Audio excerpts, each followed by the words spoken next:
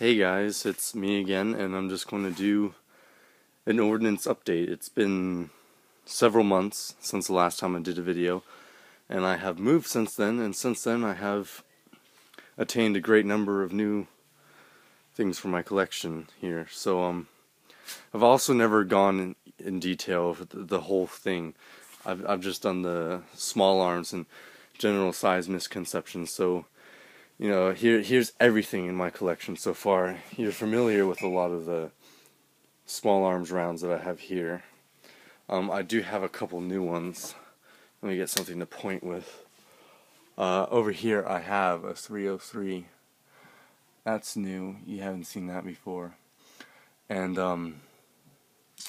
I found out that the projectile could come out of that 308, so now I put it in another case that was more suitable for it. And I have some 44 Magnum over here, and a 40. And that's new in terms of my small arms ammunition. And over here, let's start with my biggest ones. That's 105 by 617. That's probably my largest one in terms of height. It's the old 105 used by the original Abram tanks, and it's also used by the Stryker mobile gun system now. This is a 215mm siege round used by the Germans in World War I, dated 1916. These guns were used at the Battle of Liege in Belgium to destroy the forts they had there. These two are a 76 and a 75mm. The one on the left was used by the American M18 Hellcat and the EZ-8 Shermans, and the one on the right was used by the Panzer IV and the Stug 3. And here's this projectile right here is the projectile for this 75mm round. As you can see, it's quite big and quite heavy.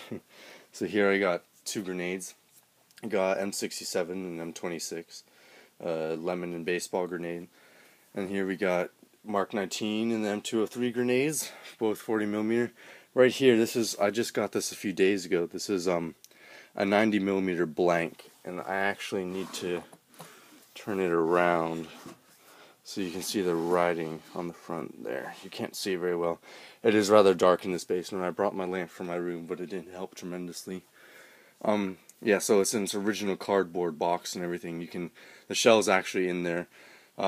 It's going to be rather hard to take out on camera, but so it's in there in the cardboard. And here you got a 37 and a 35mm. The one on the left is from World War II, used on numerous things, in the anti-tank guns and the M8 Greyhounds, Stuarts, and Lee and Grant tanks, the list goes on. And the 35mm is a Ehrlichen anti-aircraft round. Both of these are rather big as well, if you can tell by my hand. Here I got, we'll start with an M1 Garand bandolier for, the use in the M1 Garand. We have two mortar rounds here. We have a 81mm and a 60mm. One on the left was used in the Spanish Civil War. The one on the right is modern day American 60mm. We have a 25mm, which is used by the GAU-12 and the Bradley's Bushmaster cannon. Two 40mm Bofors here. The one on the left is the one that's 311mm tall case, used since World War II into modern times as an anti-aircraft round, and now the Swedish CV90 uses this one. It's a lot taller case by 364, but it's also used anti-aircraft and for armor piercing. This is my rarest one, and is also one of my newest. If you see here, this is a small 37mm Austro-Hungarian trench gun round. And right here, you may have seen this one before. These are two 20mm. 20 by 110 anti-aircraft round on ships during World War II, and the 20 by 102 that's a modern day 20mm. Both of these are dummy rounds.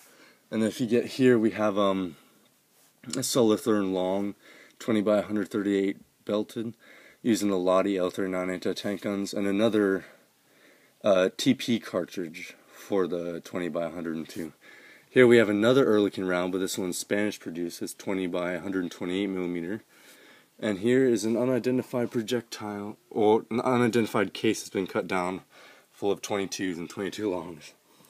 Here we have an 8-bore .250 cals and a Boys 55 with its original projectile, dated 1937. Now in the background here next to it, this is 75 by 408 millimeter recoilless rifle round, dated 1953, used in the Korean War. Here's a 47 millimeter, as dated 1900. So this round is 112 years old, used on naval guns, and used to shoot down barrage balloons during the First World War.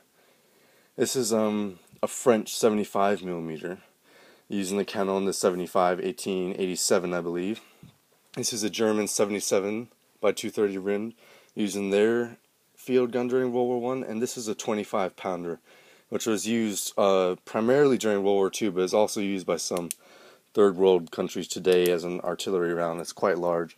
It's around 80 something millimeter. I can't remember exactly, but yeah, there you have it. Eventually I'll go into detail more with each one, but as for now, this is my entire collection. So I hope you enjoyed this video. I hope you learned a little something, and stay tuned for a more detailed description of each one in the near future. Thank you guys for watching. See you next time.